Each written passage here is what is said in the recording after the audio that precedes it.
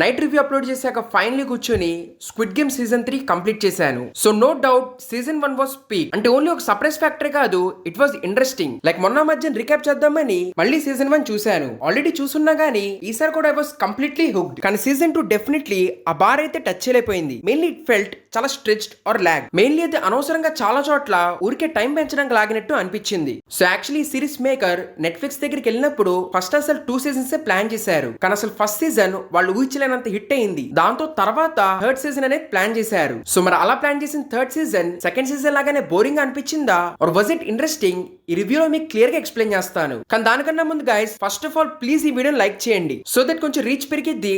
And అలాగే please subscribe. ఇంకా without wasting more time let's go. So ఈ season లో టోటల్ 6 ఎపిసోడ్స్ ఉన్నాయి. Where almost each episode is 1 hour. So మరి overall ఈ సీజన్ ఎలా ఉందంటే it was good. And second season కంటే చాలా ఇంట్రెస్టింగ్ గా అనిపించింది. వేర్ అన్నిటికన్నా మెయిన్ వచ్చేసి ఈ season ending we're not horses we're humans. ఈ సీజన్ చూసిన వాళ్ళకి బాగా అర్థమైంది. సో ఎండింగ్ ఓన్లీ షాకింగ్ గా ఉండటమే కాకుండా మెయిన్లీ ఇట్ షోస్ ఎలా మనుషులు డబ్బులు వాళ్ళ గురించి ఆలోచిస్తా ఎంతకైనా ఎంత దిగజారుతారో చాలా బాగా చూపించింది. అంటే దాని చుట్టూ డ్రామా ఏదైతే క్రియేట్ చేశారో that was really interesting. Mainly emotion బాగా కనెక్ట్ అవుతాము. ఇంకోటి ఇదంతా అవ్వడానికి ఆ గేమ్స్ కూడా ఈసారి బాగా డిజైన్ చేశారు. ఇన్ఫాక్ట్ అసలు ప్రీవియస్ సీజన్ లో మెయిన్ డ్రాబ్యాక్ అది గేమ్స్ ఇవి కూడా పెద్దగా ఇంట్రెస్టింగ్ గా లేవు.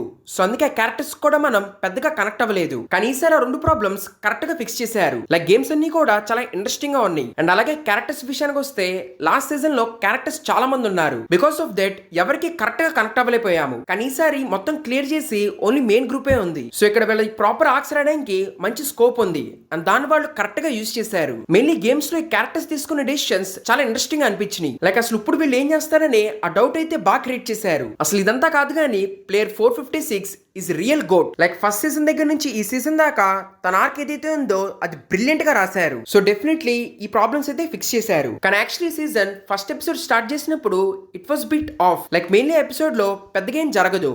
దాని మూలన ఎపిసోడ్ అంత ఇంట్రెస్టింగ్ గా లేదు. కానీ ఆ తర్వాత సెకండ్ ఎపిసోడ్ నుంచి slowly it gets better. And climax కి వచ్చేసరికి కరెక్ట్ గా వర్క్ అయింది. అండ్ ఆల్రెడీ చెప్పాను క్లైమాక్స్ చాలా బాగుందని. బట్ స్టిల్ యాజ్ అ ఆడియన్ అంటే లాస్ట్ 2-3 సీజన్స్ చూసాక చాలా మందికి ఇప్పుడు చూపించిన క్లైమాక్స్ పెద్దగా సాటిస్ఫైయింగ్ గా అనిపించకపోవచ్చు. ఇక్కడ ఇంట్రెస్టింగ్ విషయం వచ్చేసి ఇదే series the English spin off plan చేశారు. యాక్చువల్ సిరీస్ డేవిడ్ ఫించర్ లాంటి డైరెక్టర్ డైరెక్ట్ చేయబోతున్నాడు. సో ఆ సిరీస్ సంబంధించి ఈ సీజన్ క్లైమాక్స్ లో ఒక చిన్న హింట్ ఇచ్చారు. So definitely that was interesting. So ఇవన్నీ బాగానే ఉన్నాయి. బట్ ఈ సీజన్ లో ఏదైనా మైనస్ ఉందా అంటే దట్ ఈస్ రన్ టైం. అంటే ప్రీవియస్ సీజన్ మరీ కావాలని లాగినట్టు అనిపించింది కదా, ఈ సీజన్ కూడా కొన్ని చోట్ల అదే సేమ్ ఫీలింగ్ క్రియేట్ అయింది. లైక్ మెయిన్లీ గేమ్స్ ఆర్ ఆ మెయిన్ ప్లాట్ ఏదైతే ఉందో అది ఇంట్రెస్టింగ్ గా ఉంది. అది కాకుండా మిగిలిన స్టోరీ లైన్స్ ఏవైతే చూపిస్తారో వాటి ఏటికి మనం కనెక్ట్ అవ్వం. మెయిన్ అసలు వాటిల్లో పెద్ద ఇంట్రెస్టింగ్ ఏం జరగదు. సో అందుకే అవి వచ్చిన ప్రతిసారి ఈ స్టోరీని ఇంకా లాగినట్టు అనిపించింది. ఇన్ఫాక్ట్ గేమ్స్ లో జరిగిన వాటి మూలన ఎమోషన్ మనకు కరెక్ట్ గా ఉండిద్ది. అండ్ అప్పుడే వీళ్ళు ఈ గ్యాప్స్ అనేవి పెట్టారు. దాంతో ఆ క్రియేట్ అయిన ఎమోషన్ మళ్ళీ డైల్యూట్ అయిపోద్ది. లైక్ ఆ బ్రదర్ ఆర్క్ ఏదైతే ఉందో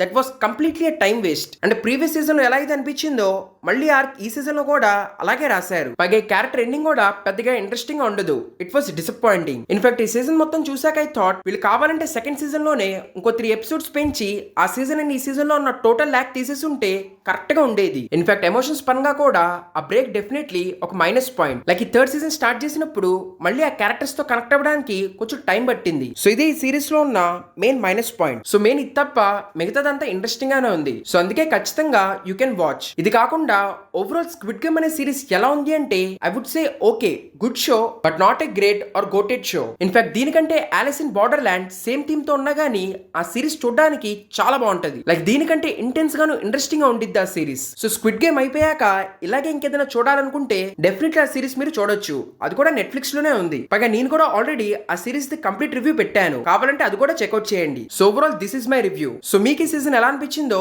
కింద కమెంట్స్ లో రాయండి. Thank you everyone. నెక్స్ట్ వీడియోలో కలుద్దాం.